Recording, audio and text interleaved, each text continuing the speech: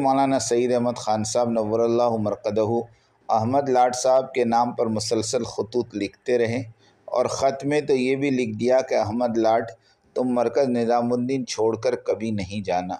ساری خلقت میں سے اس طرح کا خط صرف احمد لاٹ ہی کو کیوں لکھا گیا؟ اس اللہ والے کی بصیرت نے تاڑ لیا تھا کہ احمد لاٹ حضرت جی کی خدمت کرتے کرتے ایک دن خود حضرت جی بن بیٹھے گا۔ واقعی اگر عالمی شورا مقبول ہو جاتی تو احمد لاٹ صاحب کے حضرت جی بننے کی تمنا پوری ہو جاتی اور اسے کوئی روک۔ مولانا احمد لاٹ صاحب حضرت جی کی خدمت کرتے کرتے خود حضرت جی بن بیٹھے اور اسی وجہ سے جو ہے اختلاف ہوا اور مولانا احمد لاٹ صاحب کو وہ سمجھایا گیا کہ تم جو ہے کبھی مرکز نظام الدین بنگلے والی مسجد چھوڑ کر مت جانا۔ تو آئیے ساتھیوں سنتے ہیں پورا بیان کیا بتایا گیا اس میں مولانا احمد لاٹ صاحب کے بارے میں، کس وجہ سے وہ لوگ جو ہے مرکز نظام الدین بنگلے والی مسجد کو چھوڑ کر چلے گئے۔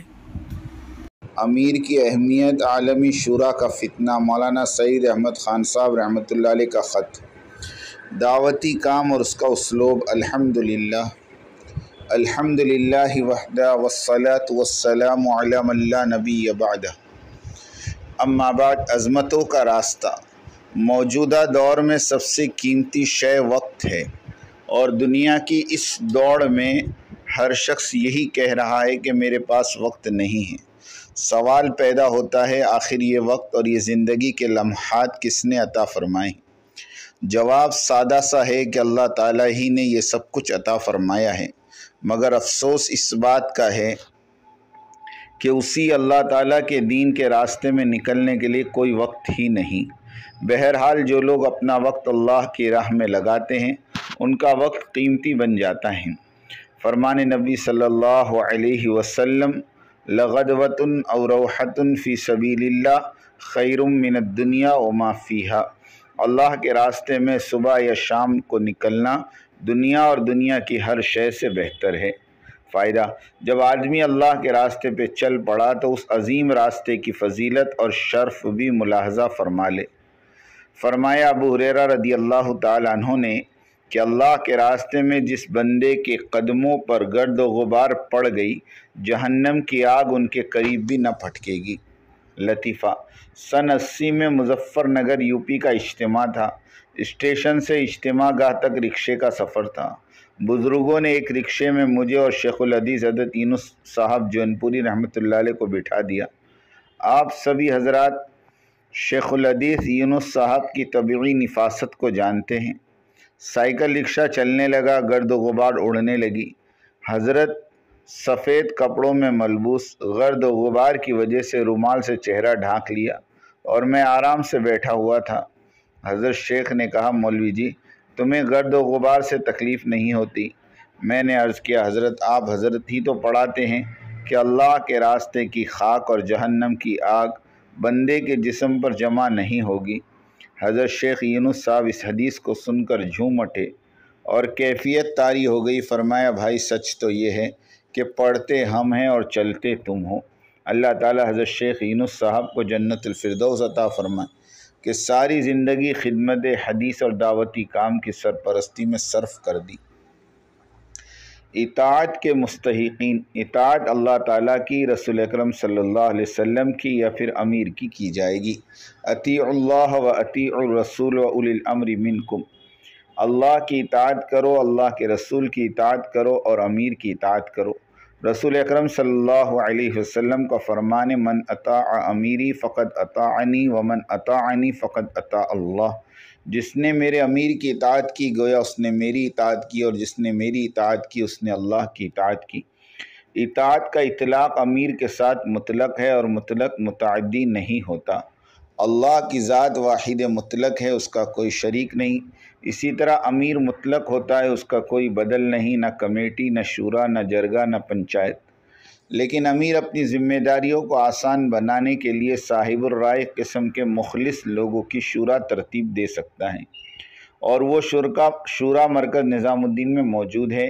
اسی شورا کے مشورے سے 24 گھنٹوں کے امور طے ہوتے ہیں۔ الحمدللہ شورا کے انعقاد سے دو مصلحتیں مقصود ہوتی ہیں، ایک تو یہ کہ شورا امیر کی حفاظت کا سامان مہیا کرتی ہے اور وہ امیر کو آمر نہیں بننے دے گی تاکہ امیر عامر کی طرح اکیلے ہی فیصلے تھوپنے کا عادی نہ ہو جائے۔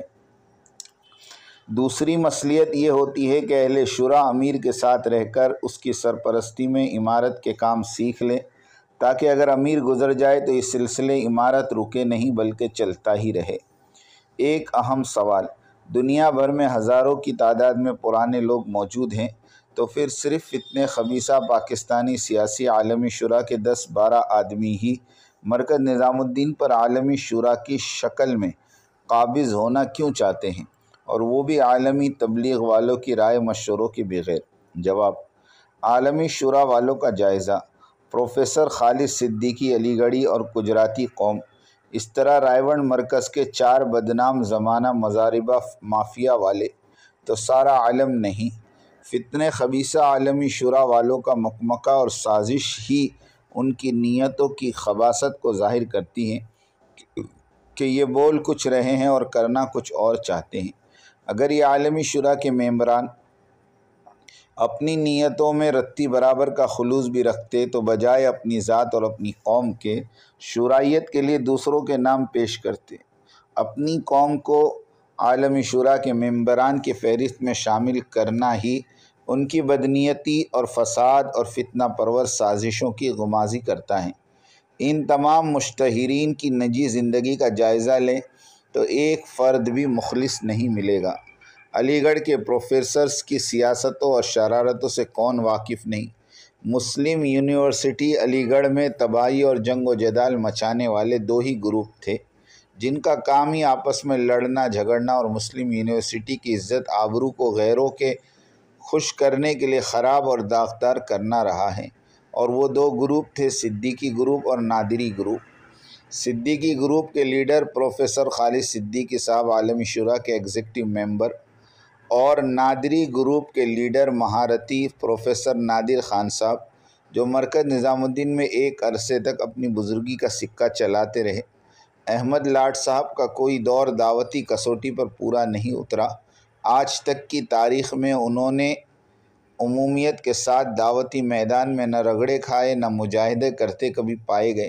یہ بھی کوئی نہیں بتا سکتا کہ کوئی صوبہ، شہر یا تعلقہ اور قصبہ احمد لاٹ صاحب کے مجاہدات اور قربانی سے دعوتی کام پر کھڑا ہوا ہو۔ یہ شروع ہی سے اوپر کی صف میں دکھائی دیے۔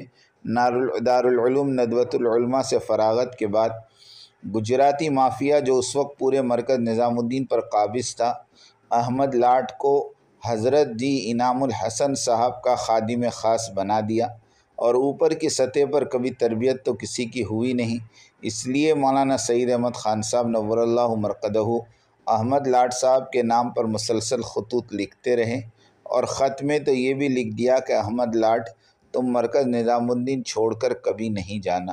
ساری خلقت میں سے اس طرح کا خط صرف احمد لاٹ ہی کو کیوں لکھا گیا؟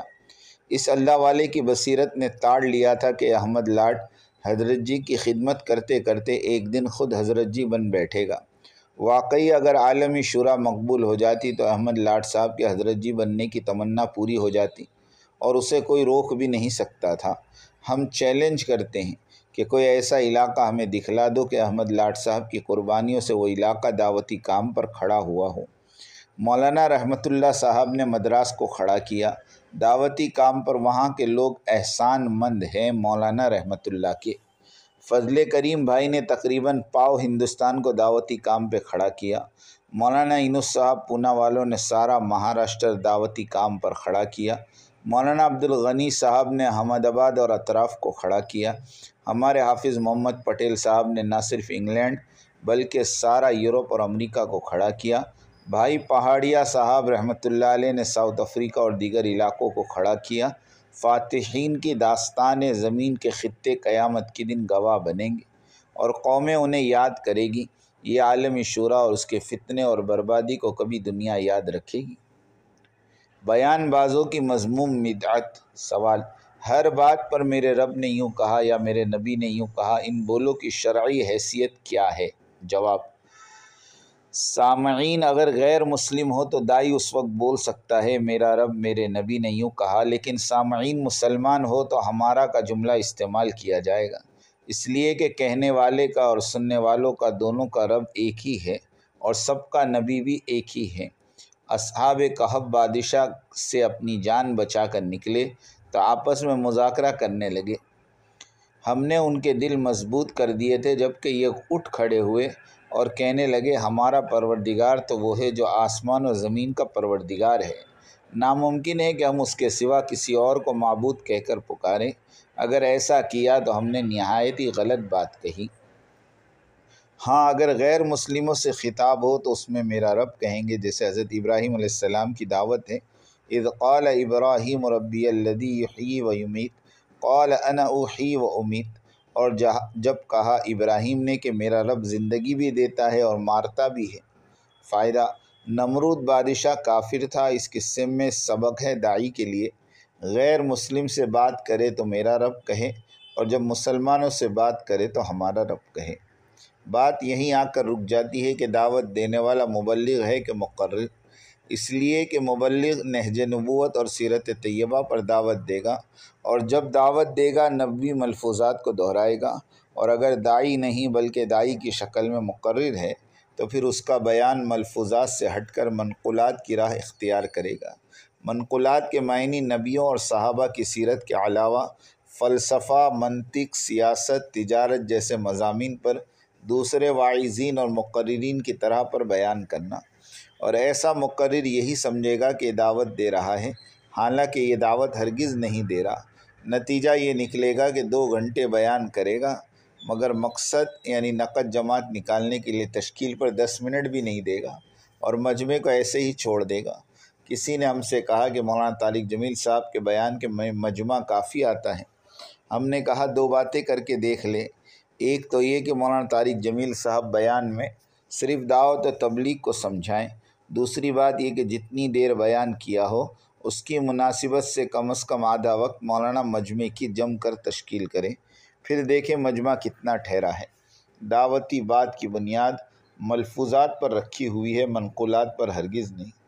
سورۃ الشعراء ترجمے سے پڑھیں، اس میں انبیاء علیہم السلام کی دعوت کے منہج کا تذکرہ ہے۔